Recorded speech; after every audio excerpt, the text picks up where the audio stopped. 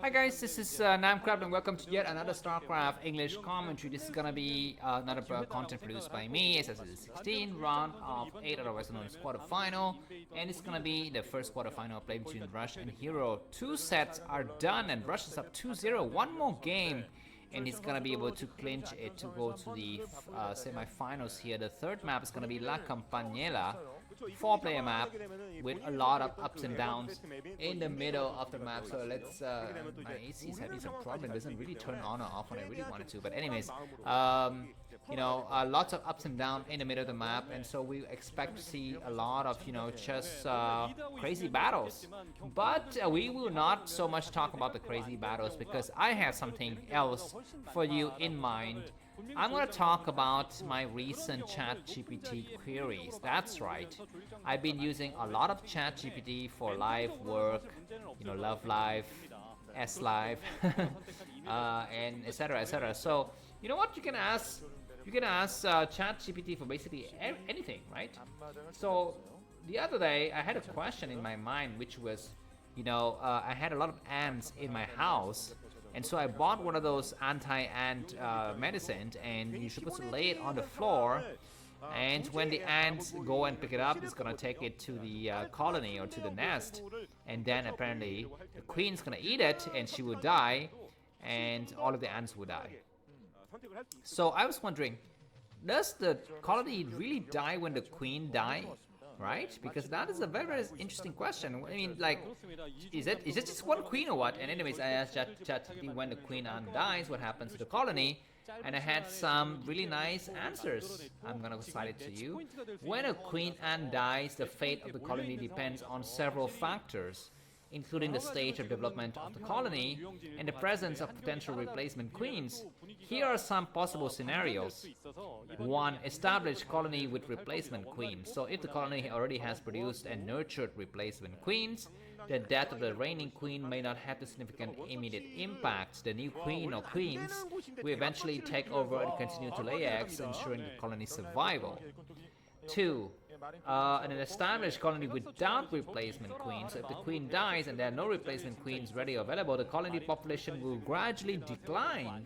Worker ants will continue today with the daily tasks, but they will not be able to replace the queen's egg-laying capacity. Over time, the worker population will dwindle, and the colony may eventually die out. Third is an immature colony. If in a newly founded colonies, which may just consist of one queen and a few worker ants, the death of the queen may be catastrophic. Without a queen to lay eggs, the colony cannot grow and it will eventually collapse. These colonies are particularly vulnerable because they have not had a chance to produce a replacement queen yet. And 4, multiple queens. Some ant species have multiple queens in a single colony. If one queen dies in such a colony, the others can take over the egg-laying duties. In this case, the colony may continue to thrive with the remaining queen. So very interesting answers there from ChatGPT. So basically, if you make them carry these poison back to the nest, my understanding is that, I mean, if there's like 2 or 3 queens, they will surely eat those, food, right? And they will all die. Unless there's like 1,000 queens, then there might be a chance that one of the queens survived. But usually, that is not the case. So anyways, problem solved.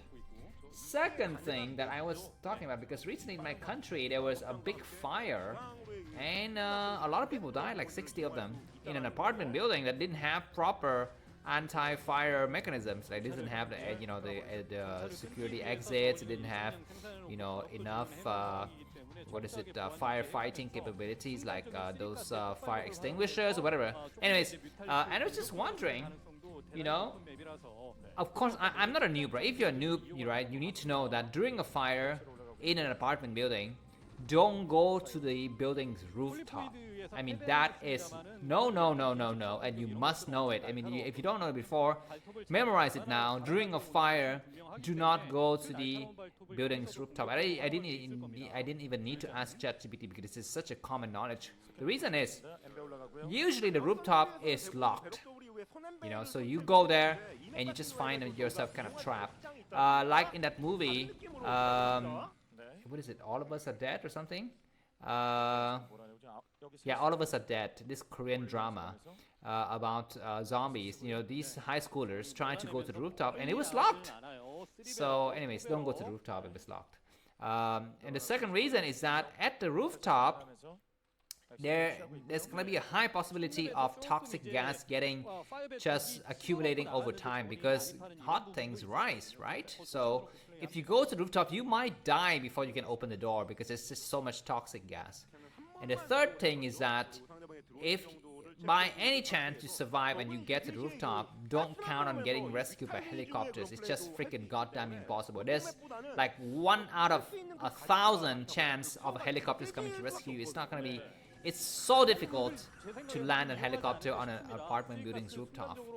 And no, what is it, stairs or whatever, you know, those firefighting trucks, they have those stairs or, what is the word? Not stairs, ladders, yeah, ladders. No ladders can reach the apartment rooftop because it's just so high. So if you know you have a chance to stay in your house or in your room, you might have more chance of getting rescued by the firefighting unit. So those reasons are the reason why you should not go to the rooftop during a fire. But that was not the question I asked ChatGPT because I already knew that. My question to ChatGPT is, should I stay in the balcony of my apartment during a fire?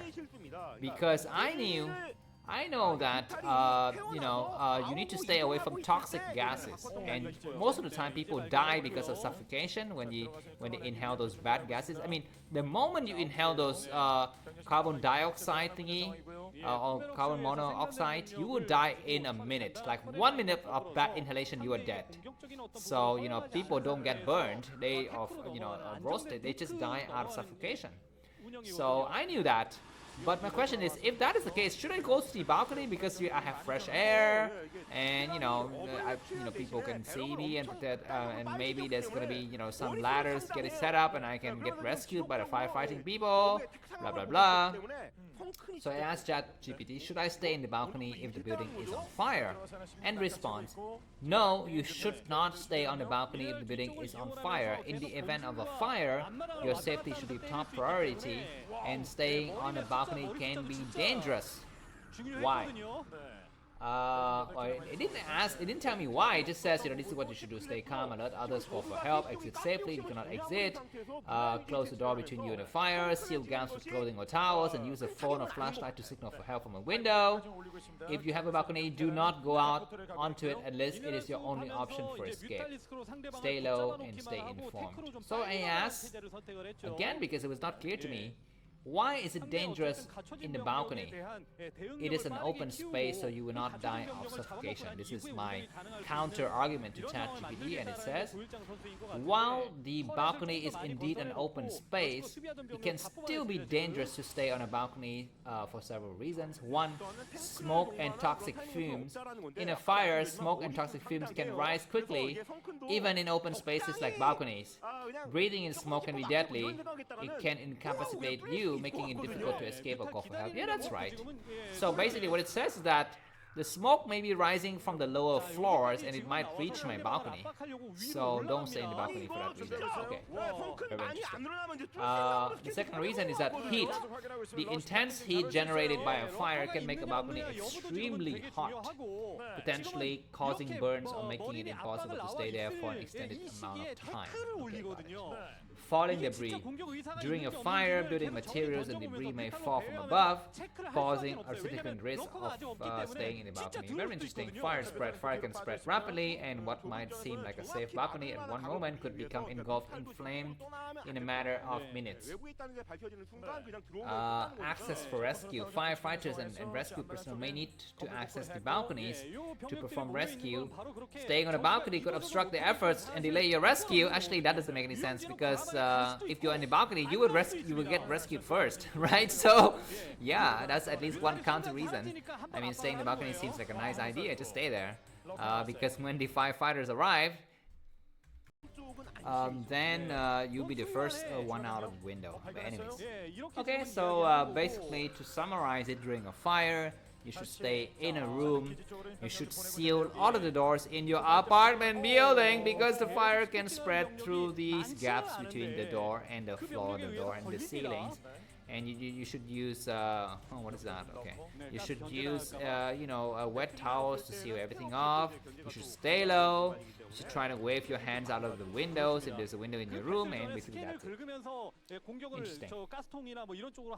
Okay, what else? 네, 패스를 talk 안전하게 about? 병력을 모으면서 기다리겠다라는 거죠. 그게 목적이니까. 디팔러 나왔고요.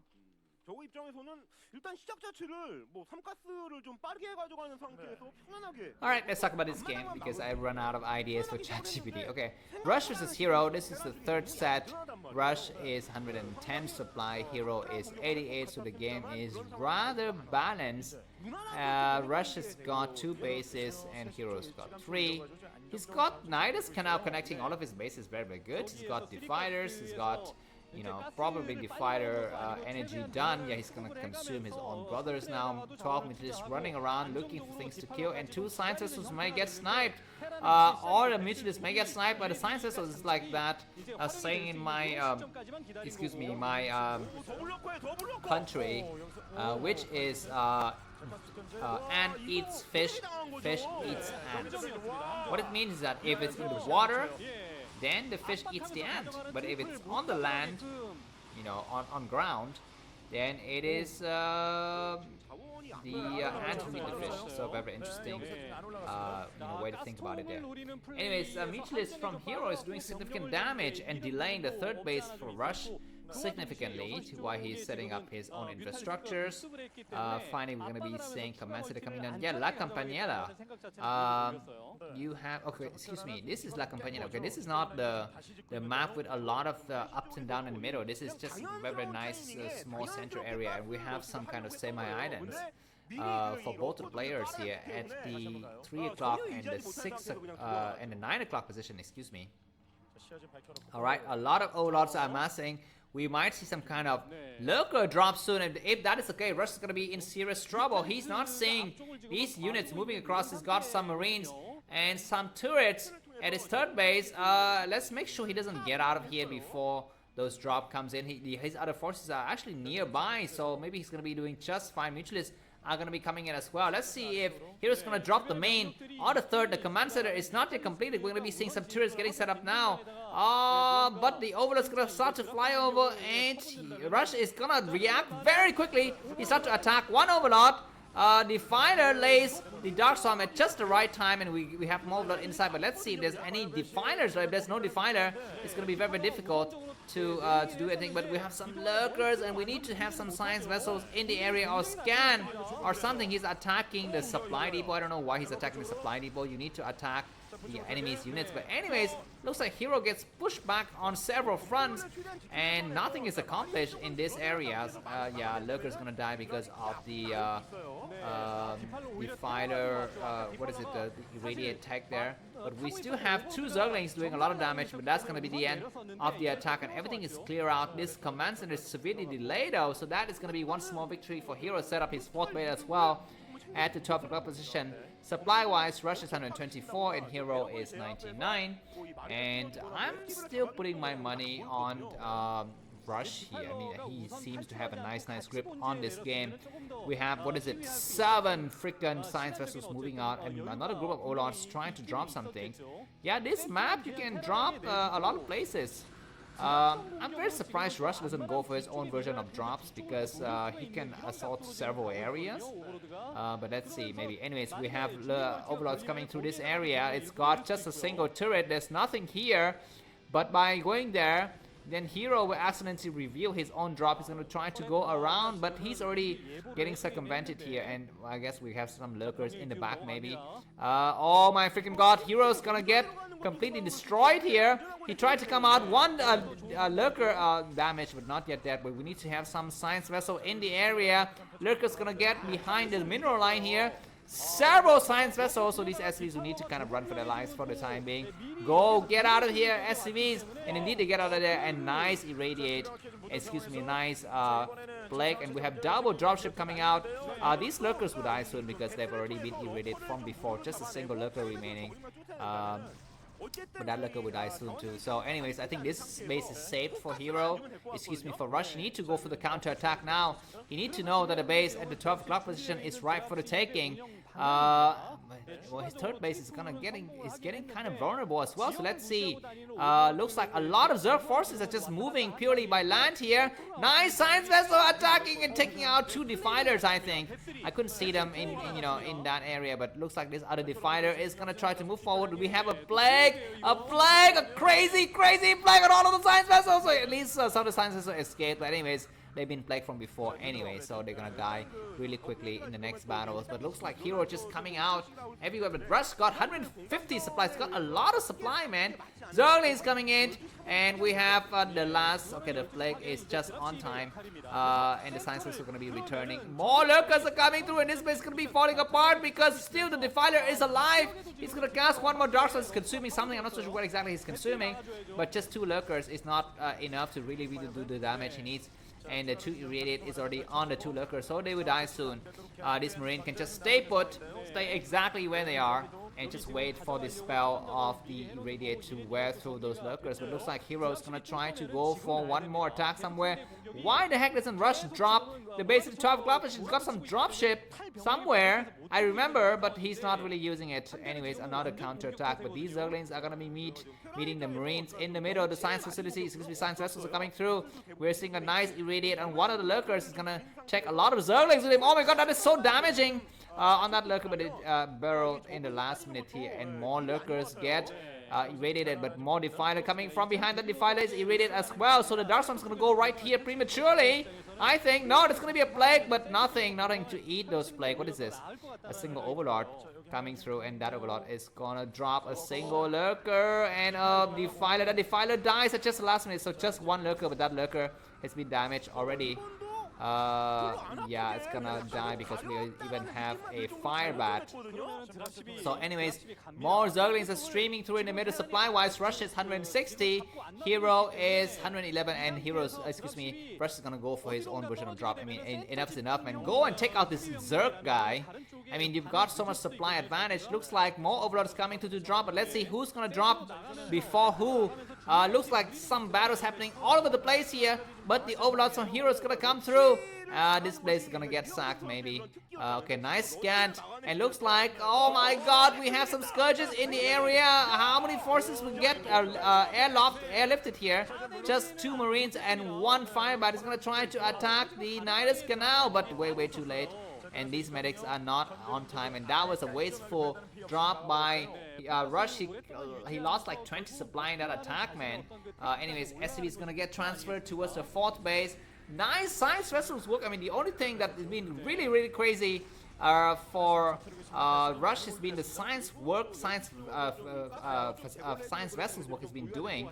Okay, we're gonna be seeing this Assimilator coming down. And oh my god, what are you doing with a single science vessel just running around randomly?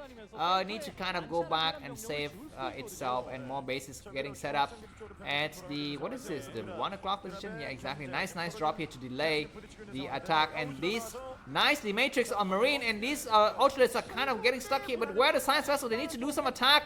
They need to kind of do some Irradiate, and they do. This hatchery is going to be falling. The game is so tense. Rush 150 supply, Hero and 118, but so many Ultralights coming out, and I think finally this base is going to get saved, but we need to get some signs, some troops getting set up. Nice Eraser trick on that 12 o'clock base, but it's going to finally go down, I think.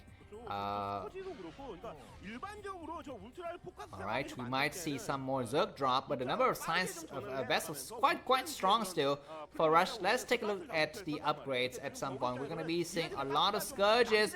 What are we seeing here? We need to have some Defilers in the mix. I think there are some Defilers, but how many Firebat? We have 2 Firebat, but those Ultralights are so strong. Firebats are attacking like crazy, and SCVs are also repairing. What are these science vessels doing? They're gonna get saved by the Medic Marines. That bunker, is it gonna get burned down to pieces? Where are the SCVs going? They need to protect the bunker. What are you doing? The bunker is fallen. We have 2 Firebat, and all of the units inside are dead. Oh my god, nice Irradiate on a lot of Ultralights, and those science vessels are still alive, and more Radiate. So many freaking Radiate happening everywhere, but these group Medic Marines are possibly going to be falling now. But looks like Heroes is busting several areas at once. Look at those Scourges is chilling in the area, and they get sniped So that's gonna be the end of that Scourge group. But this base is attacked furiously. And what the heck are these group of Medic Marines just doing, you know, out here randomly? Maybe it's gonna try to stop the base, stop the more drops at the 9 o'clock position. But more drops is happening anyways, because Overlords can just get placed in several areas. And the game is closer than it was before with Rush 137 supply and Hero 109. And these Scourges are gonna come out and take care of those Science Vessels, I think. But more Ultralists getting irradiated. 2 more Ultralists are dying there, so that's nice. Science Vessels need to get saved. Those Scourges gonna try to attack. Looks like Zerglings are assaulting several areas. We need to see Medic Marines. Okay, we have a single medic healing everything there, and that's crazy. But Hero's catching up in supply fast. Hero 121 supply, Rush 134, and he's not paying attention. Both of the game is freaking crazy. Battles happening everywhere. It looks like finally Rush sees what's happening. Rush doesn't see what's happening at his expansion, but he's gonna try to go for what is he doing? He's gonna go for Erase the Trick, and nice the Matrix. And all of these Science Vessels is gonna be falling here. So Rush saves most of his bases, and all of the drones on several bases are falling to pieces. Supply-wise, Rush 125, Hero 101, and once again these drones are gonna be falling. Okay. Okay, this base at the 9 o'clock position has been taken out of the equation, guys. So Rush is on just 3 bases, but I think one of the bases is only mining. The other bases are not really mining. Interesting. There are more Science Vessels walking into their death here. And yeah, I think maybe this game is gonna go to Hero.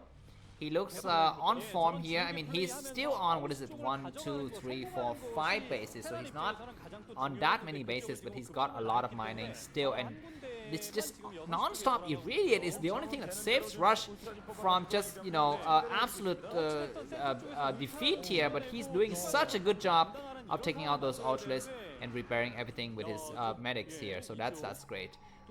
We are at, what is it, the 22nd minute mark of the game, and the game is happening just in random places. We have this command center just getting lifted for nothing there, and this assimilator is going to be falling for maybe like the 3rd time in this game. Alright, another assimilator gets set up at the 1 o'clock base. That base is a bit safer.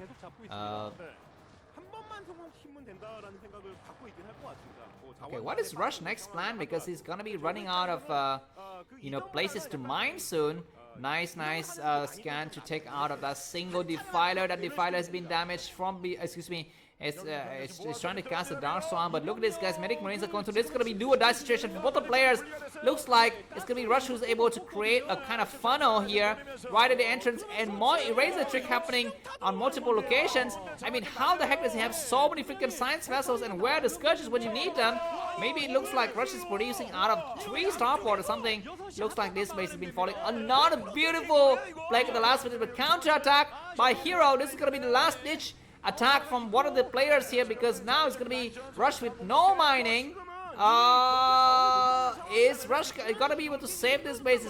We only have a single Ultralist remain, and that Ultralist is getting stuck behind enemy line with all of the Science Vessels. Excuse me, all of the SCs blocking it, and that's gonna be maybe GG coming up soon. Rush 115 supply, Hero down to 70.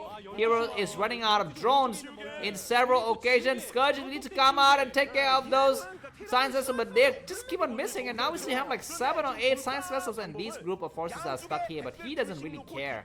He can just hide here forever. Looks like the drone.